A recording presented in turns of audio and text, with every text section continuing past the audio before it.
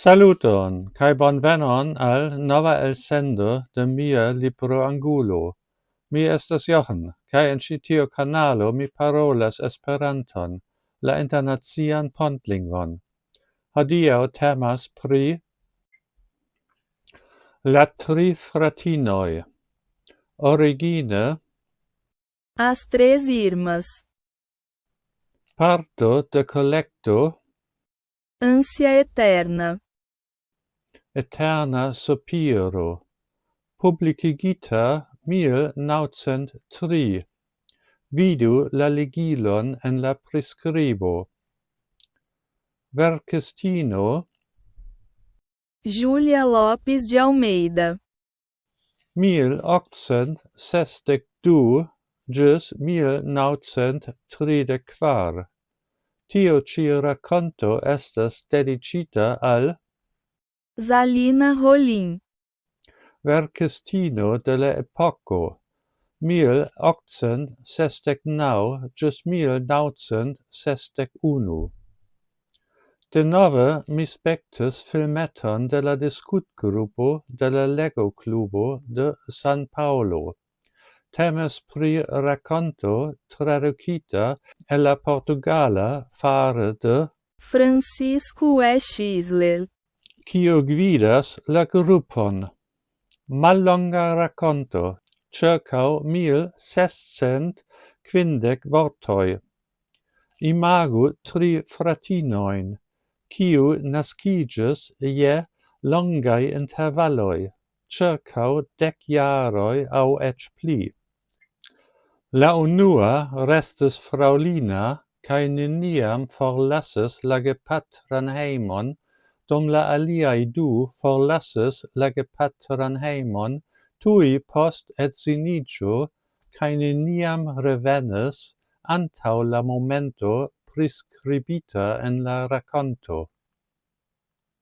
La rakonto estas verkita el la vidpunkto de la plej aĝa fratino, kiu sentas sian morton, kaj petegas siajn fratinojn veni por ke ŝi povu transdoni la havaĵojn de ilia gepatroj al ili. La pli aĝa jam estis adoleskantino, kiam la dua naskiĝis, kaj jam plenkreskulino, kiam la plej juna naskiĝis. Do el la vidpunkto de la plej aĝa fratino, la aliaj estis infanoj. Kaj ĉar ili forlasis sian gepatran hejmon apenaŭ plenaĝaj, ili restis infanoj en ŝia menso. Kaj ĉar la plej aĝa amis la gepatran hejmon kaj konservis ĝin tia, ŝi eĉ ne povas imagi, ke eble la aliaj du forkuris el ĝi per geedziĝo kaj poste loĝis 1000 aŭ eĉ pli ol 2000 kilometrojn for.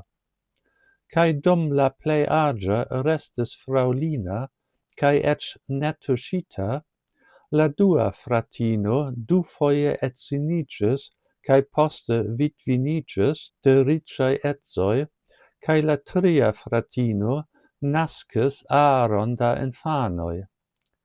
Bedaŭrinde, el la vidpunkto de la plej aĝa fratino, ŝia plano ne funkciis. La aliaj du tute ne pensis kaj agis kiel ilia plej aĝa fratino esperis. Ili tute ne interesiĝis pri la memoraĵoj de siaj gepatroj, kaj simple vendis ĉion post la morto de la plej aĝa, nur kelkajn tagojn post ilia alveno. La novelo estas iom melankolia, kaj verŝajne la tuta kolekto estas, konsiderante ĝian titolon. Kaj aliflanke la rakonto ne estas tera, kaj ĉefe ĝi ne moraligas, kion mi tre bonvenigas. Do certe valoras legi tion rakonton, kaj eble la tutan kolekton, se vi parolas la portugalan aŭ trovas tradukon en vian lingvon.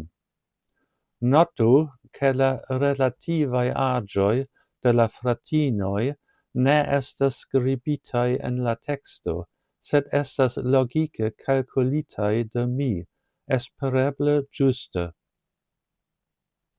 Bone, jen ĉio por hodiaŭ. Dankon pro via pacienco, kaj ĝis la revido.